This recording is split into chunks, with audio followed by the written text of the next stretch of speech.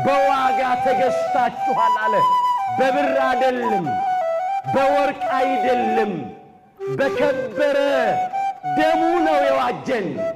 አንደኛ ጴጥሮስ ምዕራፍ 1 ቁጥር 19 ላይ በብር ወይም በወርቅ ሳይሆን ነውርና እድፍ እንደሌለው እንደ በግ ደም በክቡር የክርስቶስ ደም እንደተዋጃችሁ ታውቃላችሁ። የገዛን የዋጀን የተቤዠን ያዳነን ደግሞ ሕይወቱን ከፍሎ ነው።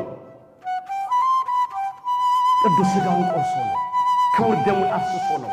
ነፍሱን ለመስቀል ሞት አሳልፎ ሰጥቶ ነው። በሐዲስ ተፈጥሮ እንደገና የፈጠረን ሕንፃው ነን። ይሄ ቤተ መቅደስ እንዲታነጽ ብዙ ዋጋ ወጥቷል። እውነት ነው። ብዙ ድንጋይ፣ ብዙ ብረት፣ አሸዋ፣ ጠጠር፣ ሲሚንቶ ብዙ ነገር ወጥቷል እዚህ ላይ። ግን ይሄ በዋጋ የሚተመን ነው። ይሄን ያህል ገንዘብ ወጥቶበታል ሊል ይችላል። እኛ ግን በብር አይደለም፣ በሚያልፍ ወርቅ አይደለም፣ ምንም መጠን የለውም፣ ልክ የለውም። በቃ እንዲህ አድርጎ ዋጀን፣ ቀደሰን፣ አነጸን፣ ሰራን። ስለዚህ በሥጋችን ልናከብረው የሚገባው ይህንን አምላክ ብቻ ነው።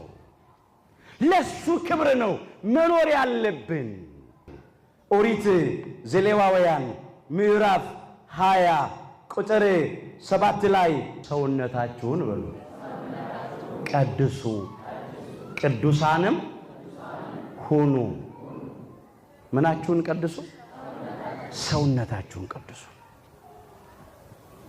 ይሄ ቤተ መቅደስ ለእግዚአብሔር ክብር ተለይቷል፣ ተቀድሷል። የከበረ ነው፣ የተፈራ ነው።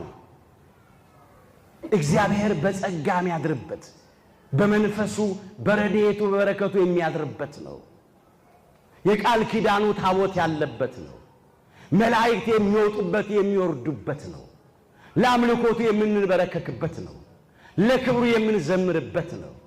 ኪዳኑ የሚደርስበት፣ ቅዳሴው የሚቀደስበት፣ ሳይታቱ የሚቆምበት፣ ማህሌቱ የሚደርስበት፣ ቃለ እግዚአብሔሩ የሚነገርበት፣ አማናዊው ቅዱስ ሥጋውና ክቡር ደሙ የሚፈተትበት የሰማይ ደጅ የጸጋው ግምጃ ቤት የበረከት ቤት ነው። የተቀደሰ ነው። የኛ አካል ደግሞ የኛ ሰውነት የኛ ሕይወት ለእግዚአብሔር ተቀድሶ ተለይቶ እንዲኖርለት እግዚአብሔር ይፈልጋል።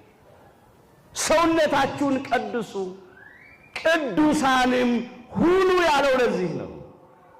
ሰውነታችንን በምን እንቀድሰው?